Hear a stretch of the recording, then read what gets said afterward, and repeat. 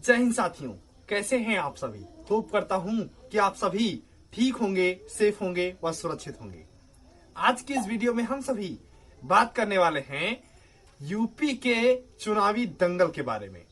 साथ ही में हम बात करेंगे कि आखिर आचार संहिता क्या होती है, आचार संहिता में जो इस बार 2 नए अपडेट किए गए हैं वो क्या हैं, आचार संहिता के दौरान सरकारों का कितना पावर होता है, ये सारी डिटेलिंग आज की इस वीडियो में हम सभी करने वाले हैं। शुरू से लेकर अंत तक पूरी डिटेलिंग आज की इस वीडियो में हम सभी के पास होने वाली है, तो इस वीडियो में अंत तक बने रहिएगा। स्टार्ट करते हैं इलेक्शन की डेट से। इलेक्शन की डेट जैसा कि हम सभी जानते हैं कि इस समय 5 राज्यों में चुनाव होने हैं। उत्तर प्रदेश, पंजाब, उत्तराखंड, गोवा, मणिपुर और जो है एक उत्तराखंड, यानी कि उत्तर प्रदेश, पंजाब, उत्तराखंड, गोवा और मणिपुर, इन 5 राज्यों में चुनाव होने हैं।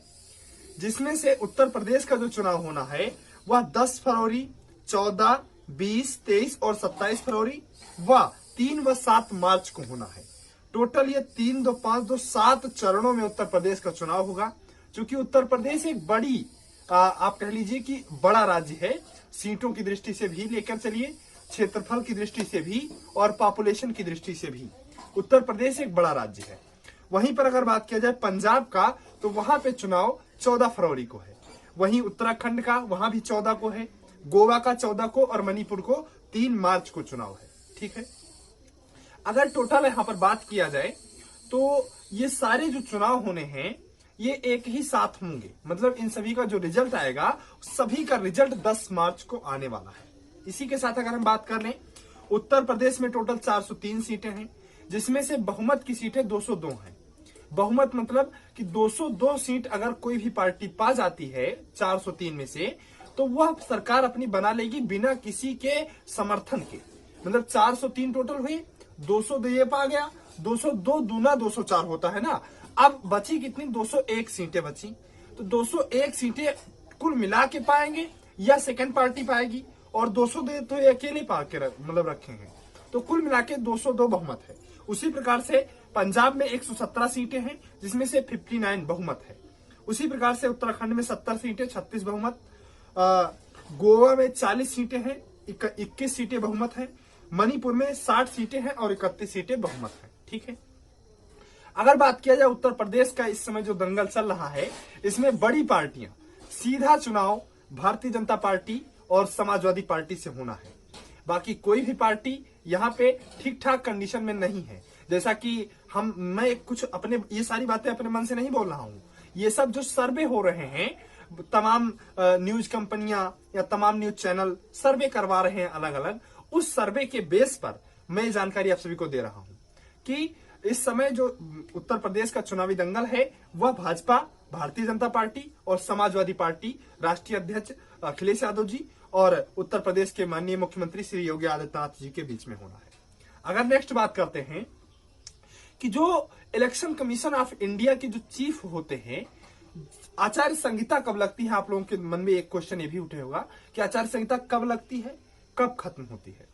तो एक बात नोट कीजिएगा कि जिस समय इलेक्शन कमीशन ऑफ इंडिया के जो चीफ होते हैं, उनके साथ 2 और मेंबर्स बैठ के लाइव आते हैं और यह घोषणा करते हैं कि चुनाव फले फले तारीख में होना है। जिस समय उन्होंने कहा कि उत्तर प्रदेश में चुनाव 10 तारीख को होना है, उसी समय से आचार संहिता लगी मानी जाती है। मतलब ज्यों ही तारीख बोला गया त्यों ही आचार संहिता लगी मानी जाती है। हम सभी के लिए उनका भाषण इतना मायने नहीं रखता है, लेकिन चुनावी पार्टियां के लिए इनका भाषण इतना मायने रखता है कि आप सोच नहीं सकते हैं। जैसे प्रधानमंत्री बोलते हैं भाइयों और बहनों, हम सभी के लिए मायने रखता है, वैसे इलेक्शन कमीशन ऑफ इंडिया के चीफ का भाषण राजनीतिक पार्टियों के लिए मायने रखता है, क्योंकि वहीं से कोड ऑफ कंडक्ट लागू होना होता है, यानी कि आचार संहिता लागू होनी होती है। आचार संहिता के कुछ रूल्स एंड रेगुलेशंस जो इस बार अपडेट भी हुए हैं और थे भी, उनको मैं आप सभी को बता देता हूं। आचार संहिता के दौरान, आचार संहिता बेसिकली जानते हैं क्या होती है कि जो वर्तमान मुख्यमंत्री हैं या वर्तमान विधायक हैं, वह भी अब एक प्रत्याशी की भावना में, मतलब प्रत्याशी के रूप में हो जाते हैं। जैसे 2 पार्टियां थी हमारे उत्तर प्रदेश में, अखिलेश यादव विपक्ष थे, योगी आदित्यनाथ जी सत्ता पक्ष में थे। आचार संहिता ज्यों ही लगी, योगी आदित्यनाथ जी का पावर और अखिलेश यादव जी का पावर बराबर हुआ।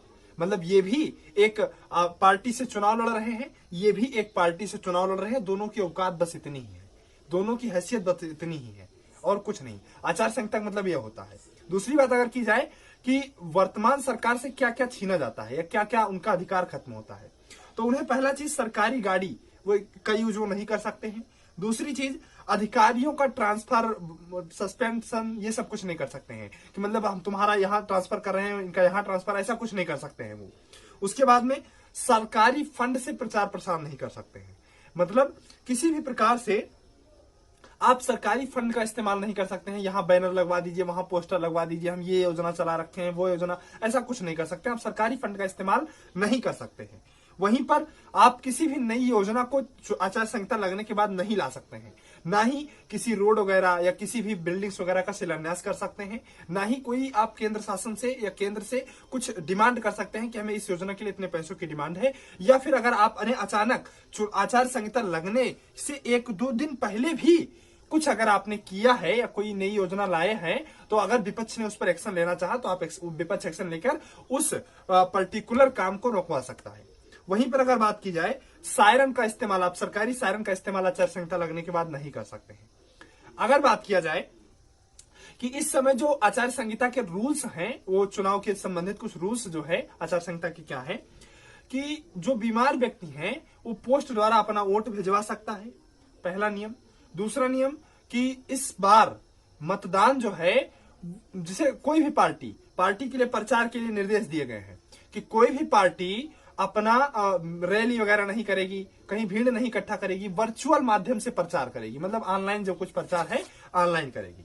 अगली चीज कहा गया है कि पोलिंग बूथ पर झगड़ा लड़ाई नहीं करेंगे, हम सब आपस में मतलब सहमत होकर रहेंगे, कोविड वैक्सीन लिए रहेंगे, मास्क लगाकर वोट डालने जाएंगे, सभी दिशा निर्देशों का पालन करेंगे। ये सब इलेक्शन कमीशन के जो चीफ होते हैं, जिस समय ऑनलाइन होके चुनाव की घोषणा करते हैं, ये सारी बातें तुरंत वहां पर अपने कहते हैं। ये सारी बातें मतलब आप सभी समझ रहे हैं क्या बोलते हैं।